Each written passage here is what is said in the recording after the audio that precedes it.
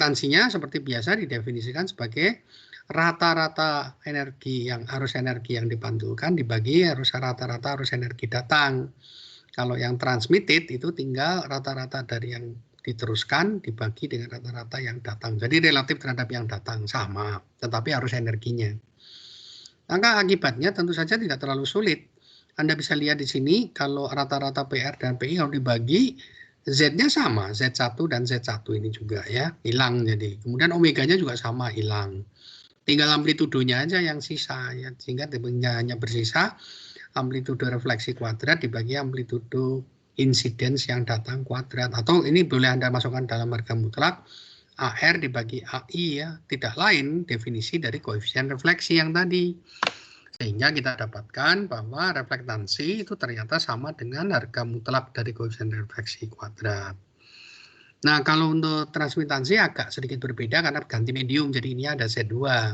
Maka di sini ada Z2 ya. Jadi serupa dengan tadi, cuma bedanya sekarang mediumnya lain ya, tentu saja ada Z2 masih ada, Z1 masih ada ya. Jadi akibatnya transmitansi itu Z2 per Z1 kali harga mutlak koefisien transmisi kuadrat ya, atau nilai absolut kuadratnya yang ada di sini. Nah, karena Z itu berbanding lurus dengan bilangan gelombang, tentu rasionya bisa Anda ganti dengan K2 per K1 ya. Nah, sekarang kita masuk ke bagian terakhir dari bab ini ya. Jadi telah ditunjukkan bahwa ketika impedansi gelombang itu tidak sama yang kiri kanan, maka sebagian gelombang datang dipantulkan. Nah, gelombang pantul ini akan berposisi dengan gelombang yang datang. Dan ya ini sebetulnya terlalu overclaim. Itu bisa menghasilkan gelombang berdiri, tapi belum tentu juga, tergantung fasa-fasanya cocok atau enggak ya. Jadi yang terakhir ini kalimatnya kurang akurat. Tapi ada interferensi dari gelombang datang dengan gelombang yang dipantulkan.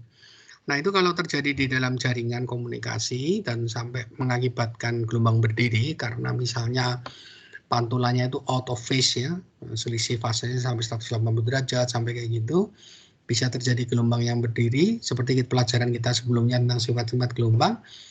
Nah, itu celaka karena berarti arus energinya nggak bisa ngalir, energinya itu terjebak di tempat-tempat yang perutnya, osilasinya besar, ya. Sedangkan tempat simpel nggak bergetar, nah, energi yang dari kiri ke kanan nggak bisa ngalir ya. Nah, ini ada solusi ajaibnya, sebetulnya menarik ini. Jadi tali 1, tali 2 impedansinya nggak cocok, ada pantulan, supaya nggak ada pantulan justru dimasukkan medium ketiga di tengah-tengahnya gitu. Kita masukkan medium ke tengah-tengahnya, ternyata medium tengah-tengahnya itu bisa menjembatani ketidakcocokan ya. Jadi artinya medium yang di tengah diatur. Ada dua hal yang diatur nanti, yaitu berapa panjangnya atau tebalnya yang disisipkan dan berapa nilai impedansinya gitu. Kalau kita sampai pada nilai yang pas, maka ternyata transmitansinya bisa diatur supaya tetap satu, bablas gitu. Nah, jadi itu adalah fenomena yang menarik. Sebetulnya itu berhubungan dengan resonansi ya. Mari kita lihat, ini isinya rada matematik ya. Jadi gini, mula-mula kita punya mediumnya 1 dan 3 ya. 1 dan 3, yang 1 dan 3, di mana 1 dan 3 ini tidak cocok impedansinya gitu ya, impedansinya nggak sesuai sehingga ada yang pantul, ada yang diteruskan. Nah, skemanya masih sama seperti tadi, gelombang datang dari kiri yaitu besi 1I, kemudian dipantulkan besi 1R, lalu sebagian diteruskan ke medium 2 ya, jadi kita sisipkan bahan baru ini. Bahan baru ini kita sisipkan, kita belum tahu bahannya seperti apa, panjangnya berapa ya, kita sisipkan di tengah. Maka di sini akan ada gelombang yang ngalir ke kanan ya, si 2I ya ke kanan, semua indeks I mengacu ke kanan. Tapi karena di sini ada sambungan lagi, maka dia dipantulkan kembali juga ada, jadi si 2R. Jadi di sini juga ada gelombang yang terpantul balik ya, ada gelombang yang terpantul balik. Nah, kemudian di 3 hanya ada gelombang yang diteruskan karena seperti tadi ini extend to infinity ya, gelombang yang ketiga ini tidak ada batas lagi di kanannya, jadi tidak ada yang dipantulkan lagi. Oke, secara matematik kita bisa mengungkapkan bahwa bentuk gelombang yang mengalir ke kanan ini A1, ini amplitudonya biasa ya, omega T minus K1X, ini ke kanan, lalu yang balik plus K1X, ini yang balik ke sini. Bentuknya serupa dengan ini, tapi di medium 2 ada dua-duanya. Dan kita pakai sedikit konvensi, semua A itu untuk yang ke kanan, amplitudo ke kanan, ini A1, A2. Semua amplitudo yang ke kiri kita kasih B aja biar gampang ya. B2. Ini lihat, ini omega T, K2X, ini K2 karena di medium 2. Lalu untuk medium 3 hanya ada satu macam, yaitu hanya ada yang ke kanan, amplitudenya A3. Ini bentuk ininya kita pilih omega T minus K3 X minus L. Ini sih cukup bebas ya, karena ini masalah ngatur fasanya aja sih. Kita pilih ini supaya nanti kalau K-nya pas di sini, L itu ini suku ini hilang gitu ya. Jadi ini pilihan aja biar gampang. Maka Anda tahu walaupun tidak lupa saya tulis di sini, ini X0 dan ini XL ya. Jadi panjang tali yang disisipkan di sini L.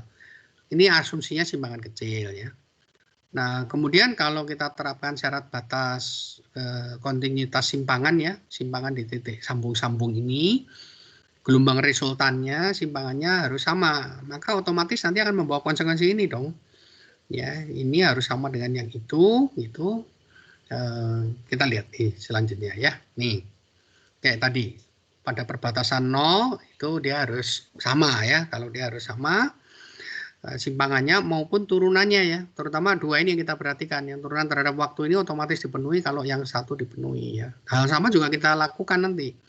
Pada X sama dengan L, simpangan simpangan si gelombang yang kedua dengan gelombang yang ketiga harus sama. Dan perhatikan sekali lagi, psi 2 itu adalah resultan gelombang di medium 2. Jadi bukan psi I, bukan psi T, reflected R, tapi plus jumlahannya ya. Jangan lupa itu. Demikian juga ketika ngitung turunan, yang dihitung turunan adalah jumlahnya itu ya. Oke.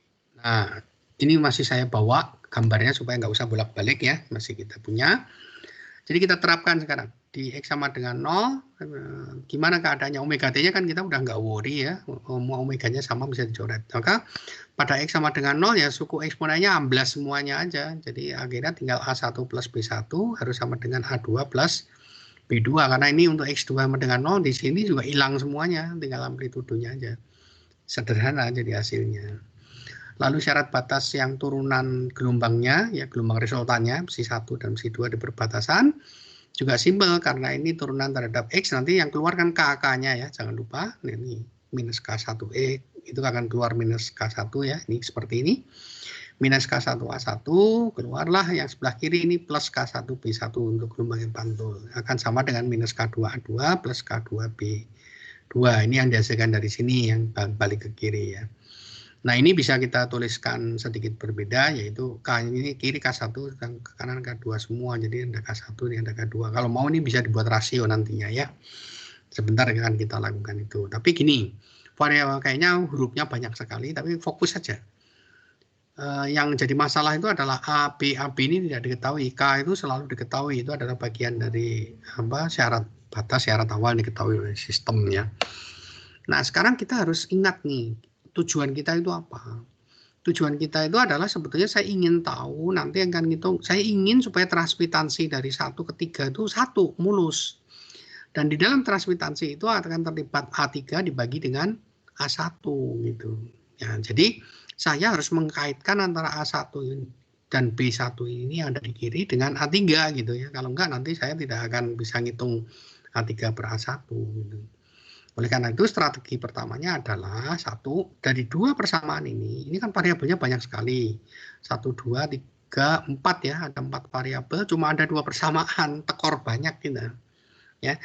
Nah, strateginya adalah kita pecahkan si A1 dinyatakan di dalam A2 dan B2. Kenapa nggak mencahin B1?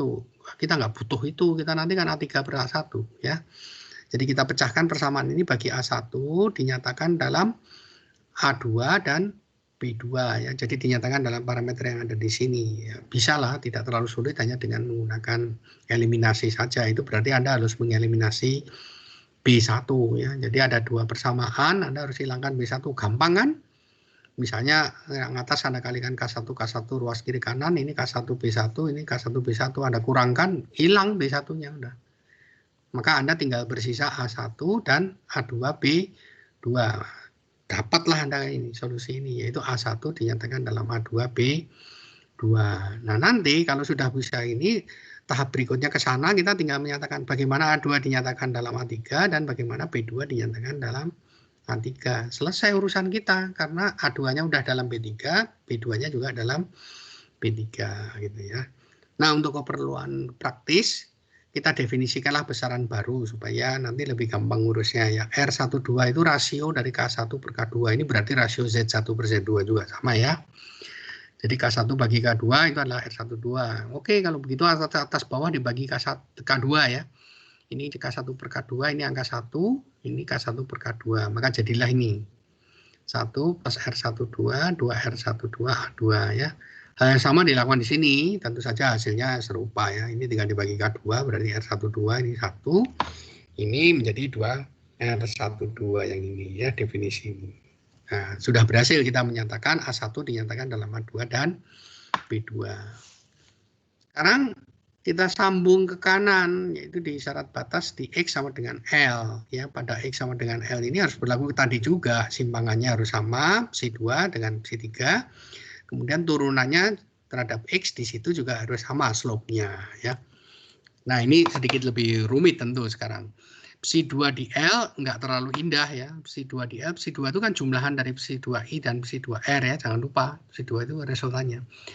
Maka di L, omega T-nya bisa dicoret, tapi si makhluk X-nya masih hidup sekarang, yaitu minus K2L, yang ini plus K2L. Nah, muncullah ini, minus K2L plus B2 EI K2L. Omega T-nya tenang, itu dicoret ya. Sama dengan A3 simpangannya, karena Anda lihat di sini omega T-nya dicoret, X minus L, X-nya di L, maka 0, K3 kali 0 hilang, maka hanya menyisakan amplitudenya.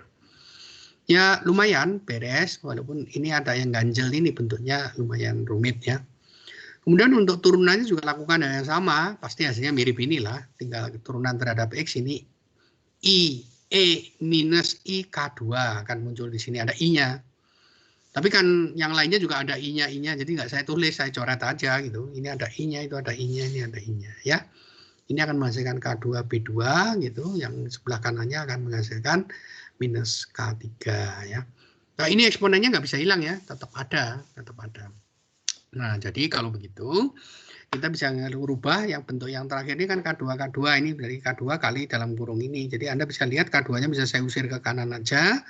Jadi K3 per K2 lalu saya definisikanlah, terserah kita mau cara mendefinisikan R23 atau R32 ya. Gitu. Nah gitu. Jadi berarti kita sudah punya A2 dan B2 dinyatakan dalam A3, lalu A2, B2 di sini juga dinyatakan dalam A3. Jadi anggaplah A3 itu suatu angka yang Anda ketahui. Maka ini berarti dua persamaan, dua yang tidak diketahui, yaitu A2, B2. Ya gampang lah Anda bisa selesaikan ya, dengan menggunakan eliminasi atau substitusi ya. Paling enggak ini Anda segera bisa lihat, kalau K2 ini saya usir ke kanan, maka jelas bahwa ini ada B2, ini ada minus B2, ininya sama. Jadi dijumlah aja hilang dia B2-nya. Maka Anda akan bisa memperoleh hasil, menyatakan A2 dinyatakan di dalam A3 ya. Itu karena ini bisa dicoret B2-nya. Dan kalau B2-nya sudah dicoret, tinggal A2, Anda A2 dapat, maka nanti tinggal Anda definisikan. Ya, misalnya kita definisikan K2 per K3 itu R23, ini kita bagi dengan K3. Ini bagi K3, maka hasilnya R23 plus 1, 2 kali R23, gitu. Ini faktor eksponennya dan faktor A-nya. Jadi kita udah berhasil menyatakan A2 dalam A3. Lalu Anda substitusikan atau Anda mau eliminasi lagi ya boleh, suka-suka ya. Ini misalnya Anda substitusikan ke situ, yang di atas untuk A2, maka Anda dapatkan solusi untuk B2-nya. B2 dinyatakan di dalam A3 juga. Sama seperti tadi, solusinya bisa dinyatakan dalam R ya. Ini tidak sulit ya, tinggal bagi K3 kan 3 aja. Jadi Anda punya A2 dinyatakan dalam A3, Anda punya B2 dinyatakan dalam A3. Jadi kita balik lagi ke yang tadi. Kan di A1 kita udah menyatakan A1 dalam A2 dan B2. Jadi tinggal substitusi ke sini saja, ke A2 dan B2. Oke ya. Anda substitusikan, maka Anda bisa menyatakan A1 di dalam A3 ya. Ini A3-nya saya buang ke kiri aja sekalian gitu untuk ancang-ancang ya. Maka Anda peroleh bentuk ini ya cukup manis walaupun panjang ya. Lalu ingat tujuan kita adalah menghitung transmitansi. Transmitansi itu A3 per A1, ini amplitudenya kuadrat ya, harga mutlak kuadrat dikalikan K3 per K1 atau R31-nya ini. Nah, padahal di sini Anda punya A1 per A3, jadi kebalikannya yang diperlukan. Jadi seper dari ini. Lumayan juga ya, karena ini kalau diseper tidak mudah karena pembaginya tidak sama. Tapi juga tidak terlalu sulit. Nah, jadi Anda substitusikan lalu diseper, Anda akan memperoleh bentuk ini T13-nya, 4R13. Jadi silakan Anda coba di rumah nanti, benar-benar dilakukan. Bisa dituliskan berbentuk seperti ini ya. Ini munculnya cos kuadrat dan sin kuadrat KL ini ya gara-gara suku eksponen ini ya kan. Ada eksponen-eksponennya itu EI KL minus EI KL, diatur ulang aja, maka akan keluar itu. Kan Anda ingat cos itu bisa dinyatakan dalam representasi kompleks kan, yaitu EIX plus E pangkat minus IX dibagi 2 misalnya kayak gitu. Demikian juga yang sin ya. Nah, kita punya ini. Berarti kita punya transmitansi dari medium 1 ke medium 3 ya. Jadi ini yang kita inginkan. Nah, sekarang kita mau kondisi yang sangat istimewa, yaitu transmitansi yang sempurna, yaitu T13 harus sama dengan 1. Gimana ini bisa dilakukan gitu. Berarti bentuk ini harus menjadi 1. Lalu ditebaklah kita gitu ya. Oh, ini bisa kan jadi 1 kalau misalnya suku yang ini hilang ya. Suku ini akan hilang kalau cos-nya ini nilainya 0 alias K2L-nya sama dengan pi per 2 ya. 90 derajat gitu. Kalau ininya 90 derajat, cos 90 derajat kan 0, ini hilang, tinggal menyisakan yang di belakang. Tapi enak juga kalau ininya 0, cosnya pasti sinnya sama dengan 1. Ya hilang juga dia, menjadi nilai angka 1 saja. Sehingga akibatnya Anda cuma punya ini saja, 4R13 dibagi R12 plus R23 kuadratnya. Sampai di sini kita tambahi syaratnya. Ini kalau R12 sama dengan R23, nah ini akan menguntungkan kita. Karena apa? Nanti menjadi bentuknya menjadi sederhana kan, R12 kuadrat. Ini akan menjadi 2 kali R12 atau 2 kali R23. Dikuadratkan dengan menjadi 4 aja. 4R12 kuadrat atau 4R23 kuadrat gitu. Nah, tinggal kita urus ini. Apa hubungannya dengan R13 ya? Oh, gampang. R13 Anda ingat tadi definisinya kan K1 per K3. Nah, itu kan bisa ditulis K1 per K2 kali K2 per K3 gitu. Jadi bisa dinyatakan sebagai perkalian kan, R12 kali R berapa? 23 misalnya gitu. Nah, jadi karena R12-nya sama dengan R23 ya akhirnya dia menjadi sama dengan R12 kuadrat atau R23 kuadrat. Sama saja kan, kita udah bilang R12 sama dengan R23 gitu. Nah, kalau kayak begitu nanti kantas dengan bawah bisa dicoret karena dua-duanya adalah bentuk R12 kuadrat atau R23 kuadrat. Yang bawah juga sama, 4 kali R12 kuadrat atau 4 kali R23 kuadrat. Jadilah transmitansinya bernilai 1 gitu ya. Nah, jadi kalau begitu syarat bagi transmitansi yang sempurna dari medium 1 ke 3 yang mismatch impedansinya adalah menyisipkan bahan kedua. Dan bahan kedua itu harus punya ciri-ciri 2 itu tadi. 1, K2L-nya harus sama dengan pi per 2. Jadi ini mendefinisikan apa? Mendefinisikan panjang tali yang disisipkan misalnya ya, atau lapisan yang disisip itu tebalnya berapa. Ingat, ini K2 ya, bukan K1. Padahal biasanya diketahui K1, tempat medium datang ya. Jadi ini bisa Anda lihat kalau K2 itu 2 pi per lambda 2, maka tentu ini lambda 2, berarti L-nya sama dengan lambda 2 per 4 ya, karena ini 2 pi per lambda 2, ini ada 2 pi-nya di itunya. Jadi seperempat dari lambda 2 di situ. Ini mengingatkan kita pada fenomena itu sebetulnya resonansi. Kalau Anda ingat di praktikum fisika dasar, pakai air ditabung itu, resonansi pertama itu terjadi kalau tinggi kolomnya seperempat panjang gelombangnya di situ ya. Jadi akan terjadi resonansi. Berarti kita sedikit dipaham, oh transmitansinya bisa sempurna karena di tengahnya terjadi resonansi sehingga transmisi energinya sempurna gitu, bagus gitu ya. Tapi yang kedua ada syarat tambahan, indeks biasnya nggak bisa sembarangan yang ditambahkan ya. Ini karena syarat R12 sama dengan R23 berarti K1 per K2 sama dengan K2 per K3. Nah ini kan memberikan syarat bagi K2 kuadrat ya. K2 kuadratnya harus sama dengan K1 kali K3 atau K2 sama dengan akar K1 K3. Ya ini nama lainnya adalah rata-rata geometrik ini ya sebetulnya. Dikalikan lalu di akar itu namanya rata-rata geometrik. K1 K3 dikalikan di akar, itulah nilai dari K2 yang harus dipenuhi atau impedansinya boleh juga mana yang diberikan. Dua syarat ini dipenuhi, maka transmitansi dari 1 ke 3 akan mulus sama dengan 100%.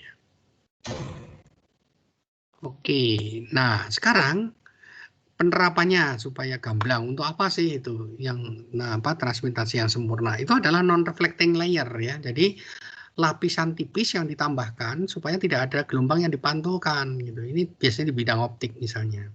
Gambarannya spesiesnya gini. Mula-mula ini ada gelombang datang, sebagian pantul, sebagian diteruskan yang ke medium kedua. Yang di sini yang ketiga namanya ya, karena ada.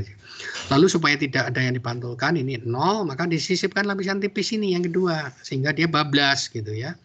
Jadi transmitasi yang sempurna. Nah, kalau di optik itu indeks bias itu sebetulnya berbanding lurus dengan impedansi berbanding lurus dengan indeks bias.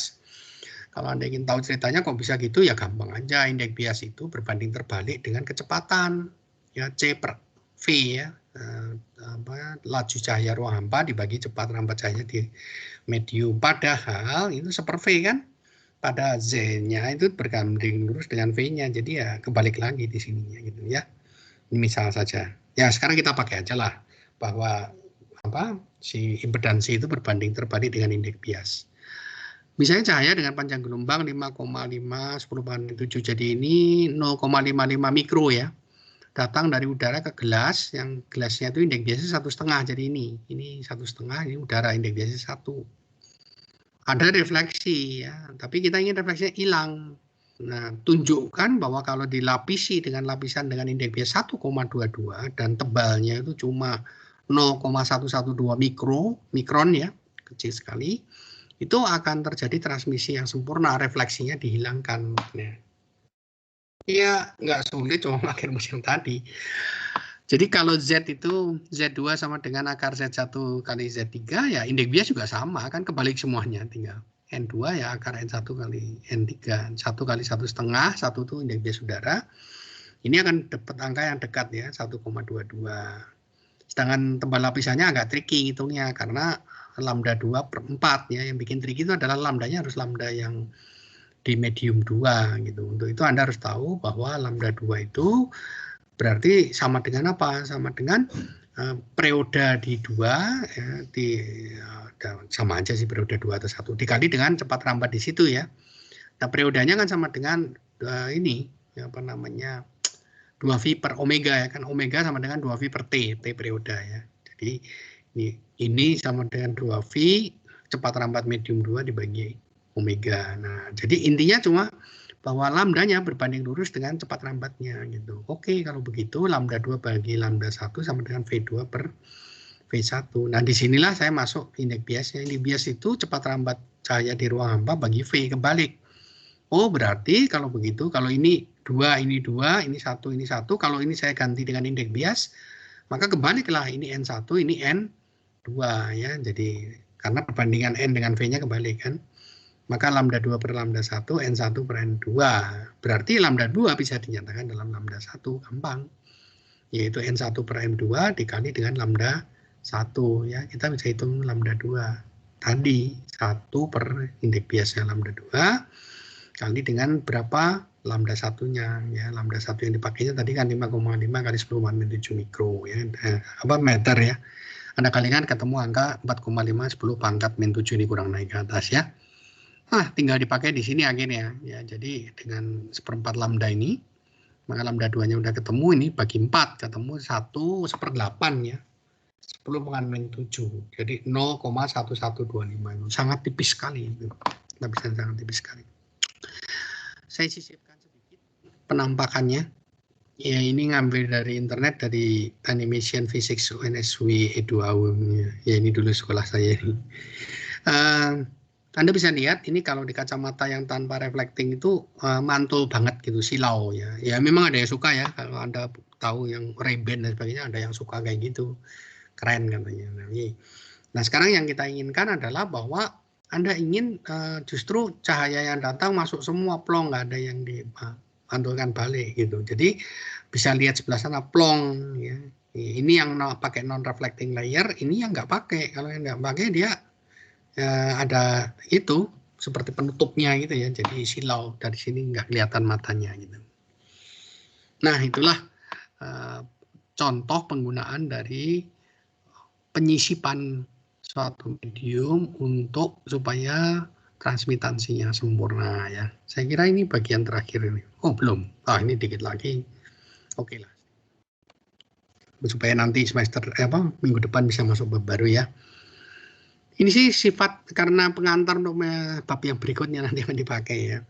Jadi persamaan gelombang itu persamaan yang bersifat linier ya. Jadi artinya gini, persamaan diferensial linier. Jadi kalau si 1 itu solusi dari persamaan diferensial linier dan si 2 itu solusi persamaan diferensial yang sama, kombinasi liniernya juga solusi. Nah, sifat penjumlahan itu disebut superposisi linier. Kalau secara fisis itu artinya bahwa kalau dalam satu medium ada banyak gelombang yang sejenis ya, maksudnya kita bicara gelombang misalnya mekanik semua gitu-gitu, maka efek yang kita lihat adalah efek jumlah dari masing-masing simpangan tadi gitu ya. Ini sebetulnya nanti bisa berdalam ininya. Nah ini misalnya ini contoh untuk gelombangnya searah tapi beda frekuensi ya. Kalau misalnya gelombangnya searah beda frekuensi kayak di tali ini gelombang di tali. Amplitudenya diambil sama biar gampang, ini searah, beda frekuensi K2 omega 2 ini.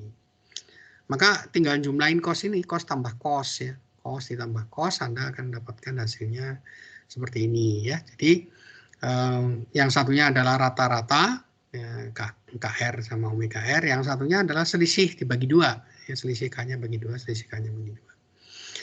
Tentu saja kalau K itu berselisih Anda bagi 2, nah maka K-nya jadi angka kecil. Omeganya juga omega 1, omega minus omega 2 dibagi angka kecil. Jadi yang ini K dan omeganya kecil-kecil. Nah kalau rata-rata itu ya hampir sama dengan yang semula.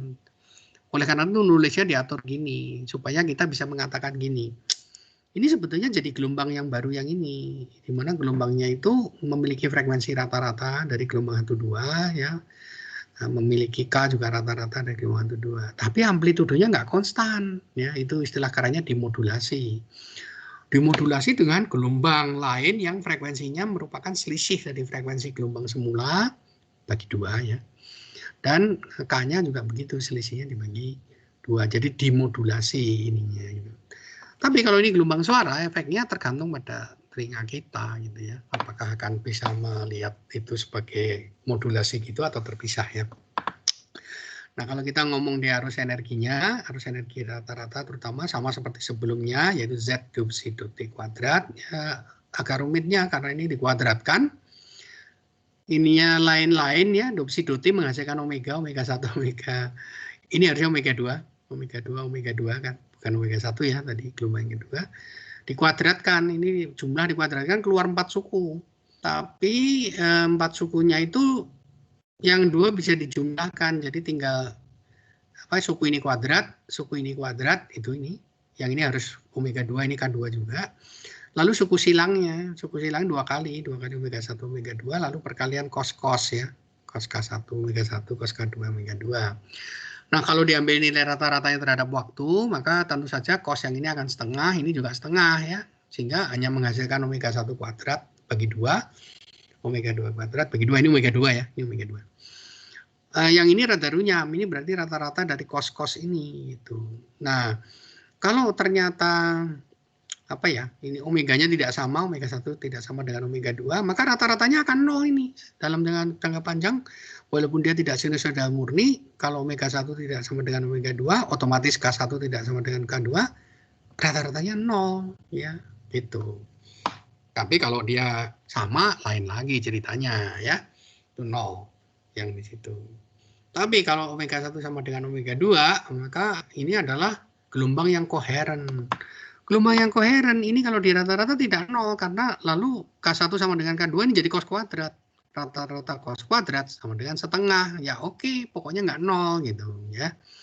Jadi masalahnya akan rame nanti kalau ternyata antara antara ini gelombang 1 dan gelombang 2 itu kita tambah fase awal, selisih fase, geser gitu. Maka di sini nanti cos kuadratnya juga akan ada tambahan fasanya. Tidak sesederhana setengah ini lagi, nilainya akan tergantung pada selisih fasanya ya. Nah dengan itu lalu kita bisa mengatakan tergantung selisih fasanya kita akan mengamati superposisi yang seperti apa ya. Apakah hasil superposisinya nanti daya rata-ratanya akan 0 atau tidak atau konstan atau tidak ya. Nah, contoh yang lain itu adalah kalau gelombangnya berlawanan arah ya, superposisi juga, kita ambil semuanya sama kecuali arahnya aja, ini biar gampang aja. Anda jumlahkan, maka terjadilah gelombang yang namanya gelombang berdiri ya, ini gelombang berdiri. Ketika ini Anda jumlahkan kan cos tambah cos, tapi ini tandanya plus min, K-nya sama, omeganya sama. Jadi biar simple. Maka Anda dapatkan gelombang berdiri. Gelombang berdiri itu sebetulnya tidak lain adalah getaran. Nih kayak gini nih. A fungsi X, di mana A-nya itu 2A cos KX kali dengan kosinus omega RT. Ya, ini sebetulnya omeganya bukan omega R, nggak ada lah. Ini omega ini aja, omega ini. Cos omega T. Jadi dengan cos omega T ini kan getaran ini sebetulnya. Tapi amplitudonya tergantung di posisinya di mana, di sepanjang horizontal ini. Gitu. Jadi akibatnya ada tempat yang tidak bergetar sama sekali, ada tempat yang bergetar dengan hebat ya. Jadi tergantung cos KX gitu. Inilah yang disebut dengan gelombang berdiri ya. Tempat-tempat yang tidak pernah bergetar namanya simpul, Anda bisa pecahkan dari sini, amplitudenya 0. Dan tempat-tempat yang bergetar paling gede amplitudenya disebut perut ya, atau antinode. Ya. Itu pecahkan dari sini juga, yaitu ketika cos KX-nya plus atau minus 1 ya. Oke, saya kira cukuplah yang itu, yang penting-penting aja yang ini ya. Baik, bab 2 selesai. Ada pertanyaan?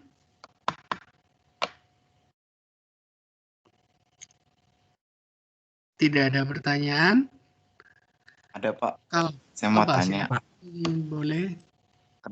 Kenapa kadang-kadang kalau gelombangnya merambat ke kanan, yang jadi plusnya kadang yang WT, kadang yang KX-nya jadi plus minusnya tuh. Oh, sebetulnya sih asal beda tanda aja. Jadi itu mah suka-suka. Suka-suka kita ngatur aja kadang supaya yang lihatnya enak aja. Omega T minus KX atau KX minus Omega T gitu kan maksudnya ya? Iya Pak. Ya itu sama aja dua-duanya. Kita itu kadang milih bentuk kayak gitu karena kita butuh nanti nyoret sesuatu. Tadi sengaja Omega T-nya saya taruh di depan sehingga ketika tadi kita bilang ya omega 1, omega 2, ruas kiri kanan, omeganya harus sama. Nah, bentuknya kiri kanannya sama. Oh, I omega T, I omega T. Omega T. Kalau saya balik nanti rada nggak enak, enaknya satunya I omega T, omega T, ya, yang satunya E minus I omega T gitu kan? Rada nggak enak aja gitu. Jadi lebih mudah secara matematik kita tulis bentuk yang mana gitu ya. Jadi oleh karena itu tidak masalah kalau gelombang ke kanan Anda memakai yang mana. Demikian juga gelombang yang ke kiri kok. Itu boleh aja tandanya plus atau dua-duanya minus juga boleh. Tapi mungkin ada di soal kuis ya. Minus dua-duanya itu. Boleh, itu juga gelombang yang ke kiri ke arah sumbu X negatif gitu. Oke, ada pertanyaan lagi? Permisi Pak. Boleh. Jika ingin bertanya mengenai solusi PR. PR sih contoh hari Senin. Soalnya saya lihat ada kesalahan dikit deh. Nanti aja Senin ya, karena kita kan udah punya jadwal, kita pakai nanti. Hari Senin kita pakai bahas PR. Tapi solusinya kalau nggak salah udah saya upload, jadi mestinya bisa Anda download, pelajari dulu juga boleh, itu lebih bagus lagi mana. Nanti Senin kita bahas melalui tim sini lagi solusi PR itu. Nah, karena gelombang 2 ini sudah selesai, baru aja kuis, saya nggak akan ngasih PR sekarang, tapi Senin nanti kayaknya saya keluarin PR-nya itu.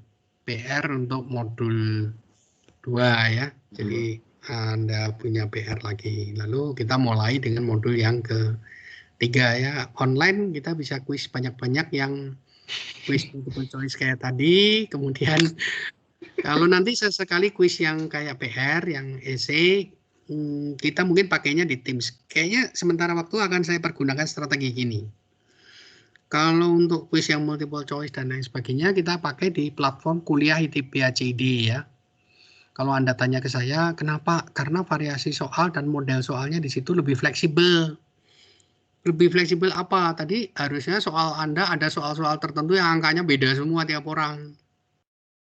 Ya, jadi bukan saya yang bedain, itu di random sama sistem saya instruksikan, saya atur supaya nilai-nilainya itu beda semua. Angka-angkanya nggak ada yang sama semua gitu. Nah, itu tidak bisa dilakukan di Teams. Teams itu sebetulnya kan aslinya untuk bisnis ya, jadi tidak dipersiapkan untuk education. Kaku untuk kita, repot itu.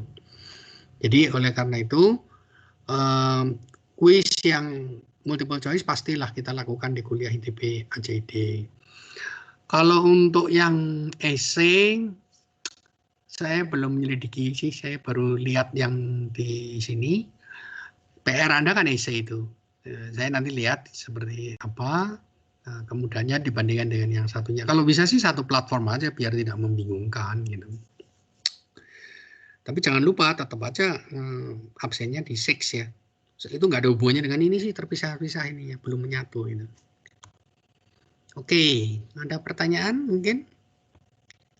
Pak, izin bertanya, Yuk, Pak. silakan.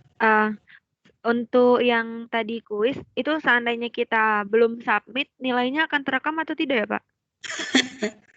Ya, gini. Kalau saya ingat, biasanya di settingnya saya buat supaya kalau habis waktu Anda nggak submit, dia otomatis disubmit sama sistem. Gitu. Tapi saya tidak menganjurkan Anda mengandalkan itu gitu. Nanti saya lupa ngeset itu, hilang nanti gitunya. Jadi biasanya sih saya setting gitunya. Cuma kadang-kadang itu kan karena pas ngeset quiz itu pilihannya banyak sekali. Ada bisa kelewat itu kalau saya lupa. Jadi saya tetap menganjurkan submit sebelum waktunya habis lah, 1 menit terakhir lah di submit.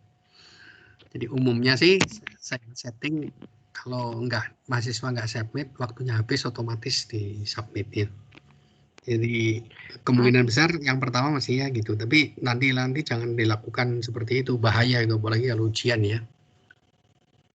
Oke, ada pertanyaan lagi? Oke, berarti untuk yang kuis kali ini itu sudah terekam ya, Pak ya? Kayaknya iyalah gitu. Nah, terima kasih, Pak. Oke. Mungkin juga jangan-jangan begitu ini hasilnya bisa Anda lihat juga kok. Karena itu multiple choice kan? Multiple Iya, choice Pak, itu ada koreksinya yang bukan yang kuisnya ini kalau multiple choice atau short answer ya. Semuanya itu bisa diperiksa sistem langsung. Jadi nanti coba aja cek ada hasil nilainya enggak gitu ya. Baik, Pak. Terima kasih, Pak. Oke. Cukup, kita ketemu nanti Senin ya. Di tutorial sesuai dengan jadwalnya. Dan lalu kita akan masuk ke bab berikutnya. Dan kemungkinan besar Senin saya juga akan luncurkan PR yang kedua ya. Oke, sampai di sini. Pak, mau tanya Pak. Oh, masih ada. Oke, iya. Gimana? Saya mau tanya, tapi ini berkaitan dengan materi di kelas kita, cuma agak di outside sih Pak. Ya, jadi boleh. Saya penasaran. Kan di gelombang itu punya 2 itu ya Pak, transmisi sama reflektansi kan Pak. Transmisi sama refleksi. Nah, refleksi kan kita tahunya itu sifat fisisnya gelombang. Pertanyaannya itu transmisi itu termasuk sifat fisis gelombang atau bukan ya Pak? Iya, iyalah. Ya, maksudnya sifat fisis dalam arti dia bisa ditransmisikan, bisa diteruskan gitu. Sesungguhnya sih bukan tidak spesifik gelombang ya. Karena kalau dalam model partikel pun sebetulnya bisa kejadian itu partikel juga dipantulkan kan ya. Partikel juga bisa diteruskan ke medium yang berikutnya gitu. Makanya zaman dulu Newton itu pakai model menganalisa optik itu pakai model partikel malahan. Partikel masuk, kemudian ada yang diteruskan, ada yang dipantulkan gitu. Itu pakai model partikel bisa sesungguhnya. Jadi transmisi sama refleksi itu bukan sesuatu yang spesifik hanya bisa terjadi pada gelombang. Itu bisa terjadi juga pada partikel ya. Dan memang benar. Kalau di partikel cara berpikirnya juga serupa kok. Misalnya gini, pembiasan. Kalian tahu kan hukum Snellius ya? Gelombang cahaya datang, dibiaskan, arahnya akan mendekati, menjauhi, dan lain sebagainya gitu kan? Sudutnya berubah kan? Kalau kalau indeks biasnya berubah, medium 1, medium 2. Lalu baru aja kita belajar dari ini. Indeks bias itu tergantung kecepatan gelombang di medium itu. Nah, sebetulnya juga sama kalau di model partikel. Partikel itu masuk ke satu medium ke medium lainnya, kalau sampai kecepatannya berubah, maka kayak indeks biasnya berbeda juga, maka si partikel itu otomatis akan mengalami pembelokan gitu. Nah, kalau nggak percaya boleh dicoba. Ini lagi rame-rame sepeda ya, tapi hati-hati ya. Sepeda naik dari jalan raya yang mulus, mudah-mudahan masih ada yang mulus jalannya ya, yang hot mix itu, tapi berbatasan sama tanah agak berpasir gitu. Kemudian Anda coba motong, kalau tegak lurus dari jalan ke pasir cukup aman. Paling-paling sepedanya kayak direm aja, tapi lurus pasti. Tapi kalau Anda motong perbatasan jalan raya, hot mix-nya dengan pasirnya itu bersudut, sepeda Anda kemungkinan akan mengalami perubahan arah sendiri gitu. Jadi belok, nah itu berbahaya ya. Tapi kalau nyoba itu jangan kencang-kencang, bisa jungkir balik gitu ya. Jadi intinya adanya transmisi dan adanya refleksi bukan sifat khas dari gelombang ya. Artinya khas itu dalam arti hanya dimiliki gelombang. Oke, terjawab ya? Iya Pak, soalnya saya baca di buku-buku lama, nggak ada tulisan transmisi itu nggak ada di sifatnya sih Pak.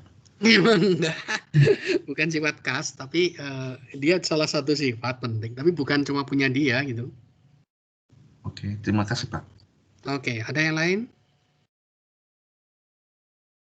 Oh ya, ada yang nanya buku ya waktu kemarin itu. Jadi pada dasarnya buku pegangannya itu punya almarhum Pak ya. Saya rewriting lagi, belum selesai, udah lama banget nggak selesai.